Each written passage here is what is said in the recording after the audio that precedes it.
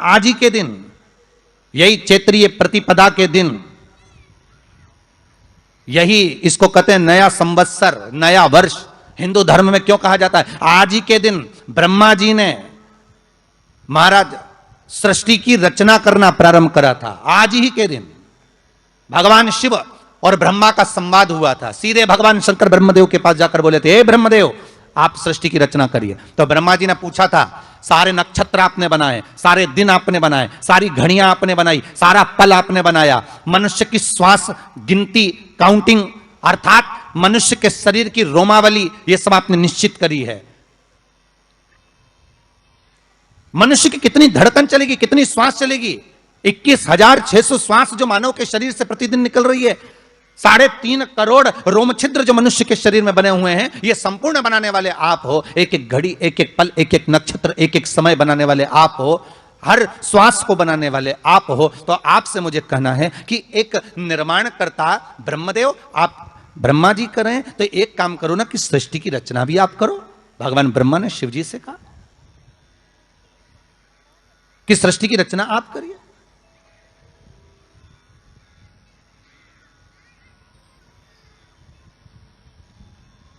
महाराज भगवान ओघड़दानी त्रिकालदर्शी शंभु कहते हैं, मेरा कैलाशी मेरा शिव कहता है, नहीं नहीं नहीं, ब्रह्मदेव, सृष्टि की रचना करने को तो हम कर दें, मना नहीं है, पर भगवान विष्णु की नाभि से आप प्रकट हुए हो।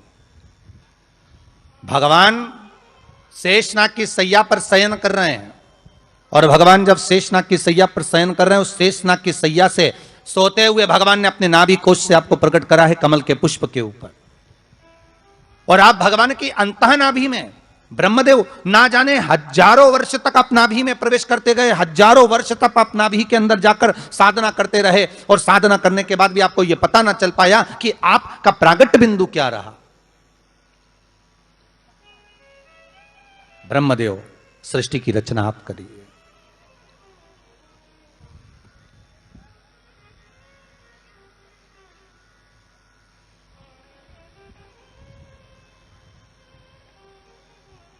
ब्रह्मा जी कह रहे हैं, नाथ,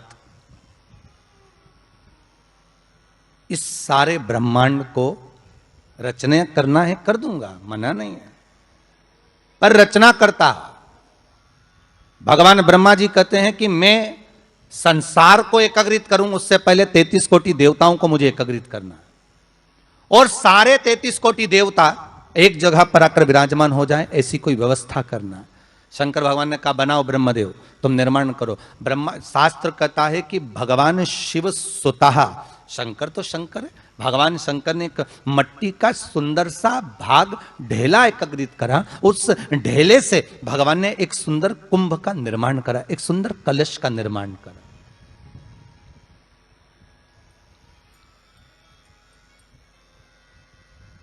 देखिए कितनी सुंदर कथा है।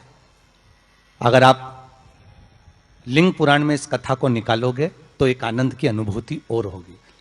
अगर किसी के मन में संशय हो कि यह कथा कहां से ली गई है, तो लिंग पुराण में से आप इसको निकालिए।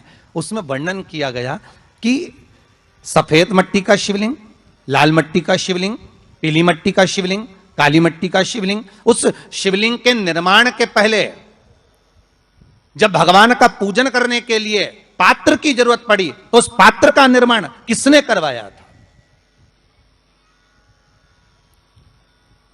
और सबसे पहला पात्र निर्मित, सबसे पहला पात्र का निर्माण, ये तांबा, सोना, चांदी, पीतल, इनके पात्र तो बाद में बने साहब। सबसे पहला पात्र बना ही काय का था? जम के बोलिए जरा, काय का बना था? सबसे पहला पात्र था ये मिट्टी का। आज भी हिंदू धर्म में भले तुम्हारे घर में सोने के कलश हो, भले चांदी के कलश हो, भले तुम्हारे घर में पीतल और तांबे के पात्र रखे हों, पर आज भी अगर ब्राह्मण कहेंगे कि हमें कोई यज्ञ करना है, अनुष्ठान करना है, हमें ये स्थापना करना है, तो ब्राह्मण एक ही बात कहेंगे कि तांबा, पीतल, चांदी के हमें पात्र नहीं चाहिए। ब्राह्मण कहेगा हमें मिट्टी के कलश लाकर रखो,